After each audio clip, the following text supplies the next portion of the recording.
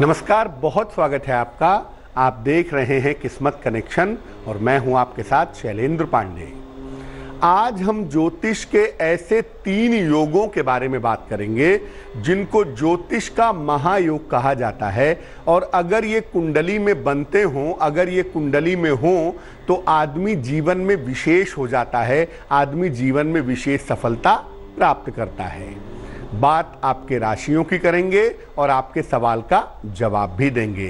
तो चलिए कार्यक्रम की शुरुआत करते हैं और सबसे पहले जानते हैं गुड लक।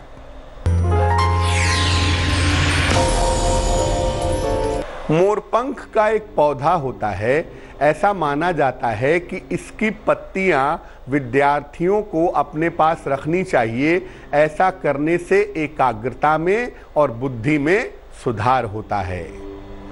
सबसे पहला महायोग है गजकेसरी योग। ज्योतिष का सबसे बड़ा और सबसे ज्यादा शुभ योग अगर कोई है तो वो गजकेसरी योग है। इस योग के कुंडली में होने पर व्यक्ति विशेष हो जाता है।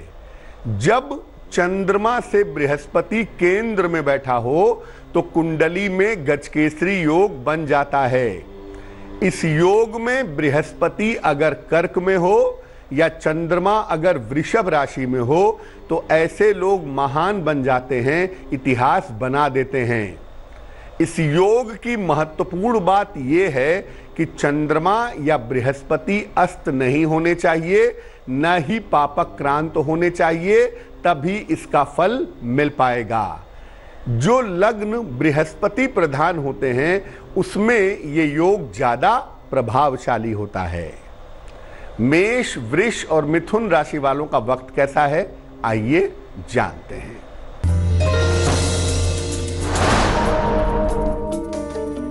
मेष राशि, स्वास्थ्य की स्थितियां ठीक रहेंगी। आज काफी दायित्व उठाने पड़ सकते हैं। धन की स्थिति में सुधार होगा। शुभ रंग सफेद और भाग्य होगा 70%।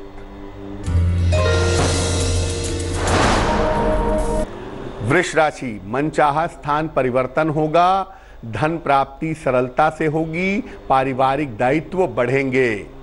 शुभ रंग नारंगी और भाग्य होगा 80%।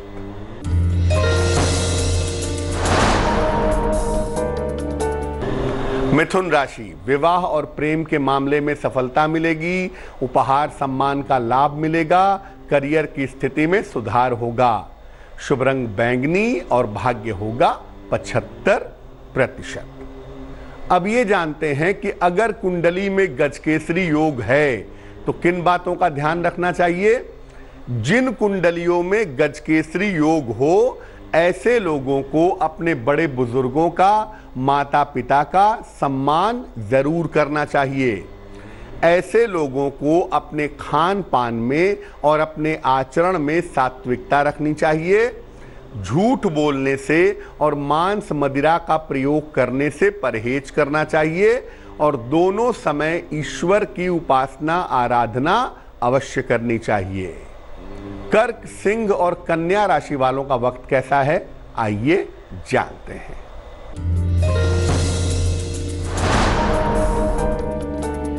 कर्क राशि, प्रेम संबंध बिगड़ सकते हैं। पारिवारिक दायित्व उठाना पड़ सकता है। महत्वपूर्ण निर्णय लेना ठीक नहीं होगा।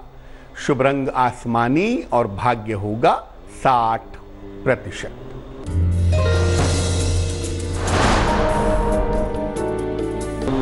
सिंह राशि, सेहत में सुधार होगा। नौकरी में परिवर्तन का निर्णय लेंगे। अचानक धन की प्राप्ति हो सकती है। शुभ रंग नीला और भाग्य होगा 70%।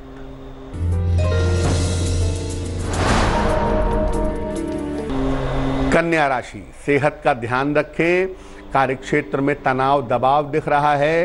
रोजगार की स्थिति में सुधार होगा। शुभ रंग धानी और भाग्य होगा 65%। दूसरा योग है बुधादित्य योग। ये सबसे ज्यादा कुंडलियों में पाया जाने वाला योग है और इस योग की प्रबलता बहुत ज्यादा होती है। सूर्य और बुध जब एक साथ होते हैं तो बुधादित्य योग का निर्माण होता है। इस योग के होने पर व्यक्ति को मान सम्मान और धन की प्राप्ति होती है और व्यक्ति अत्यंत पराक्रमी होता है। इस योग का फायदा तभी होता है जब ये केंद्र या त्रिकोण में हो और बुध अस्त ना हो। चर्चा को आगे बढ़ाएंगे, लेकिन इसके पहले आपके सवाल का जवाब जान लेते हैं। समानिता मित्रा ने हमें सवाल लिखा है, कोलकाता से लिखती हैं, अपने भाई के बारे में जानना चाहती हैं। भाई का नाम है प्रोबोल मित्रा। भाई की डेट ऑफ बर्थ है 31 जुलाई 1989 1989। जन्म का समय है शाम को 6:07 और जन्म का स्थान है हुगली। ये कह रही हैं कि भाई के विवाह के बारे में जानना चाहती हैं। 3 साल से प्रयास कर रही हैं, लेकिन भाई का विवाह नहीं हो पा रहा है। समानिता, आपको बता दूं, आपके भाई की शादी 2021 में होने की संभावना बनती है।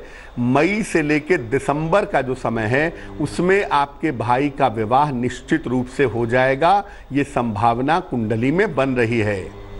दूसरी बात यह है कि इस कुंडली में वैवाहिक जीवन में थोड़ी दिक्कतें दिखाई देती हैं, इसलिए जब भी शादी की जाए कुंडली मिला करके ही शादी की जाए तो ज़्यादा बेहतर होगा। शीघ्र विवाह के लिए, अच्छे विवाह के लिए अपने भाई को एक ओपल बनवा के पहना दें। 10-12 रत्ती का ओपल चांदी की अंगूठी में, दाहिने हाथ की तर्जनी उंगली में, शुक्रवार की शाम को ओपल पहनाने से लाभ होगा। अब ये जानते हैं कि अगर कुंडली में बुधादित्य योग हो तो किस प्रकार फायदा उठाएं।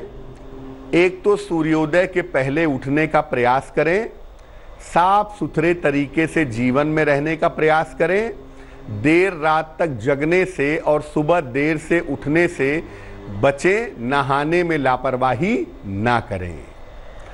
तुला, वृश्चिक और धनु राशि वालों का वक्त कैसा है, आइए जानते हैं।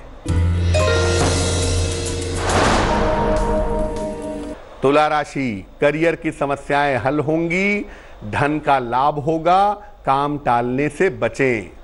शुभ रंग फिरोजी और भाग्य होगा 75%।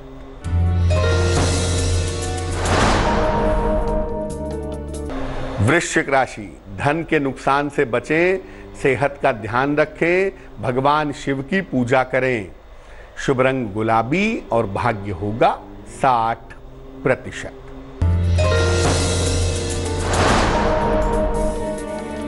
धनु राशि, करियर की स्थिति में सुधार होगा, दौड़ भाग बढ़ी रहेगी, खान पान का ख्याल रखें। शुभ रंग आसमानी और भाग्य होगा 70%। तीसरा महायोग है पंच महापुरुष योग। क्या होता है ये?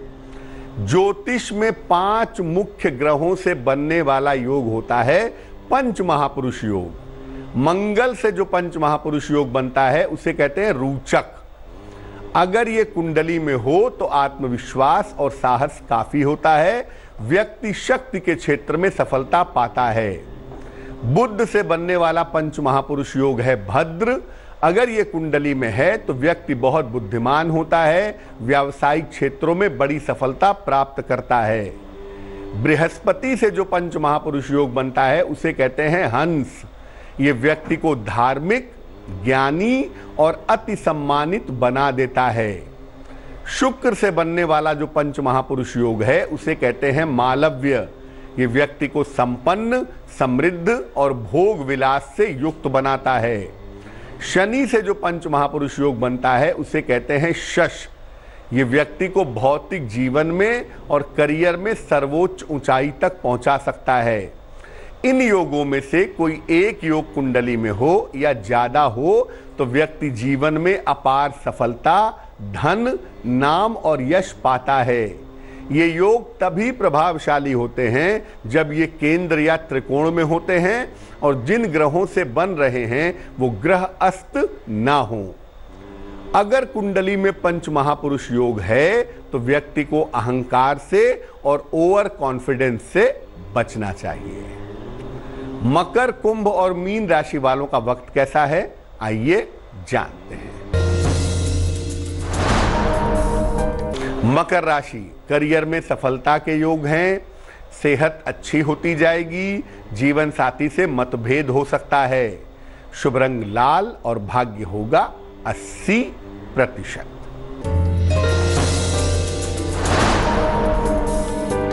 कुंभ राशि, धन लाभ के योग बनते हैं, मान सम्मान उपहार की प्राप्ति होगी, परिवार में खुशहाली आएगी। शुभ रंग क्रीम और भाग्य होगा 90%। मीन राशि, संपत्ति के मामलों में सावधानी रखें, जीवन साथी से विवाद हो सकता है, भगवान शिव को जल अर्पित करें। शुभ रंग सुनहरा और भाग्य होगा 60%। तो आज हमने ज्योतिष के 3 महायोगों की बात की। अब जान लेते हैं क्या है आज की सलाह।